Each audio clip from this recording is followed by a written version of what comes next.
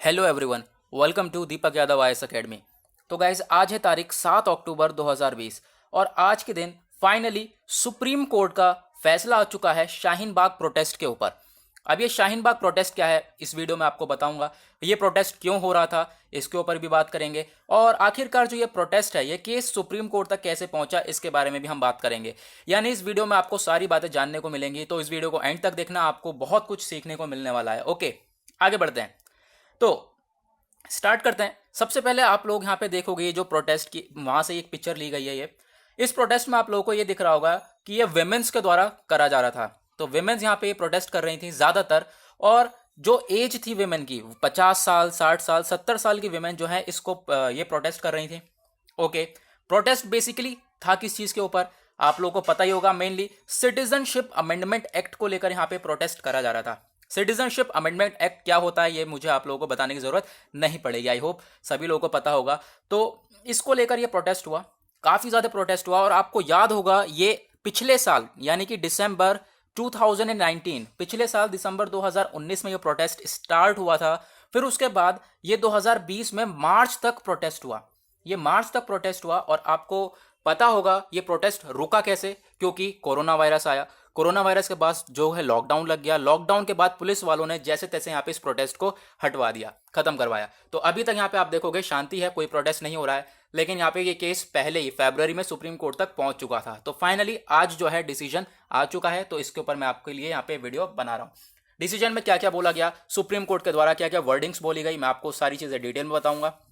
उससे पहले जान लेते हैं ये प्रोटेस्ट बेसिकली था किस चीज के ऊपर। ये हमने जान लिया ये सिटीजनशिप अमेंडमेंट एक्ट के ऊपर था, लेकिन ये सुप्रीम कोर्ट में कैसे पहुंचा तो चलो मैं आपको मैप के थ्रू पढ़ाता हूं। ओके, तो गाइज आप लोगों को यहाँ पर एक मैप दिखेगा। देखिए ये मैंने शाहीन बाग का मैप आप लोगों को दिखेगा। ये पहले आप लोगों को एक यहाँ पे नजर आएगा, ये हो गया हमारा न्यू दिल्ली।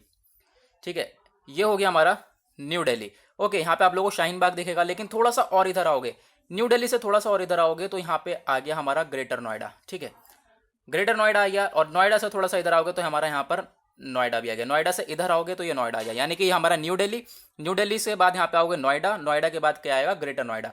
अब आपको पता होगा कि यहाँ पे कितनी सारी कंपनीज वगैरह हैं, तो लोग क्या करते हैं यहाँ पे आते जाते रहते हैं, डेली अप डाउन रहता है लोगों का। ग्रेटर नोएडा से नोएडा, नोएडा से न्यू दिल्ली, न्यू दिल्ली से नोएडा, नोएडा से ग्रेटर नोएडा। तो लोगों का जो कम्यूटर्स होते हैं यानी कि जो डेली आते जाते रहते हैं, उनका यहाँ पे अपने ऑफिस से आना, ऑफिस से जाना, तो यहाँ पे काम रहता है। ठीक है, अब एक चीज और देखो कि जो न्यू दिल्ली है ये नोएडा और नोएडा को जो कनेक्ट कर रहा है, ये 3 ब्रिजेस के थ्रू कनेक्ट कर रहा है। ठीक है, यहाँ पर एक ब्रिज है, एक ब्रिज यहाँ पर है, एक ब्रिज यहाँ पर है। 3 ब्रिज के थ्रू इस नोएडा को कनेक्ट कर रहा है हमारा न्यू दिल्ली। तो उसके बाद इस वाले ब्रिज की तो अलग ही बात करो, ये हमारा गाजियाबाद को कनेक्ट करता है। लेकिन यहाँ पर 2 ब्रिज जो है मेनली कनेक्ट कर रहे हैं। ठीक है, किसे, नोएडा को। अब जो लोग आते जाते रहते हैं, ठीक है, तो यहाँ पर आप लोग पहले तो शाहीन बाग को देखोगे, ये आपको शाहीन बाग दिखेगा। यहाँ पर ये हमारा शाहीन बाग है, ये हमारा कालिंदी कुंज पार्क है, और कालिंदी कुंज पार्क के बराबर में दिखेगा ये आपके कालिंदी कुंज हमारा ब्रिज है। ठीक है, कालिंदी कुंज ब्रिज है जो कि किसे, नोएडा को कनेक्ट करता है।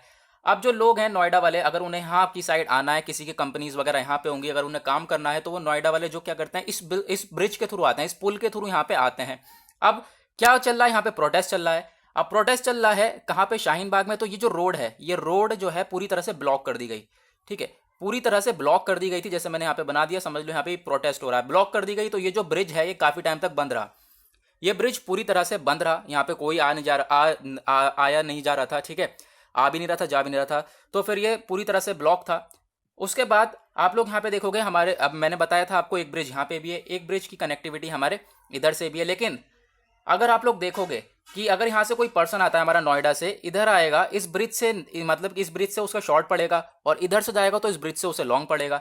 इसकी कंपनी यहाँ पर है, इसे आना यहाँ पर है, तो फिर ये इस ब्रिज से आएगा तो यहाँ पे इसे शॉर्ट पड़ेगा रास्ता। यहाँ जाएगा तो कम से कम 2 से ढाई घंटा जो है ज़्यादा लगने वाला होता है। ठीक है, 2 से ढाई घंटा ज़्यादा लगेगा। तो इस चीज़ को लेकर जो ये कम्यूटर्स थे, ये लोग थे, इन्होंने ये केस उठाया। ये पहले दिल्ली हाई कोर्ट तक पहुंचा।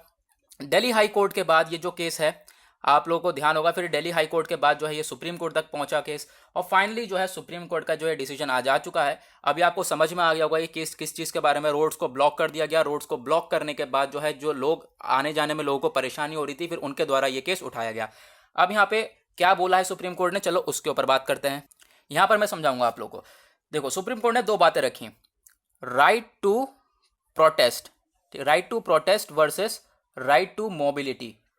Right to protest versus right to mobility, दो बातें रखी।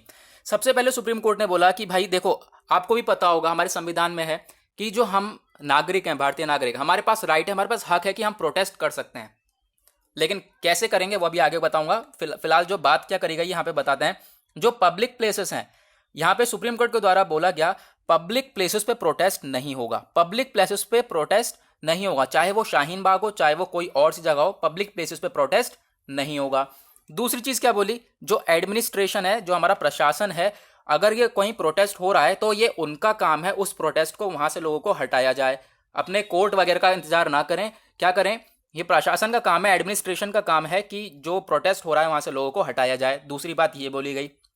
तीसरी बात, जो प्रोटेस्ट है, तीसरी बात क्या बोली गई, प्रोटेस्ट का हक है हमारे पास, ठीक है, प्रोटेस्ट का हक है, लेकिन जो प्रोटेस्ट करना है तो आप जाके डेजिग्नेटेड प्लेसेस पे करो। डेजिग्नेटेड प्लेसेस मींस जाकर आप ऐसी जगह पर करो जहां पे प्रोटेस्ट करने लायक जगह हो, जैसे कि हमारा रामलीला मैदान हो गया, ठीक है, ऐसी जगह करो प्रोटेस्ट जाके जहां पे प्रोटेस्ट करने लायक जगह हो। पब्लिक प्लेसेस पे मत करो जहां पे पब्लिक को परेशानी हो।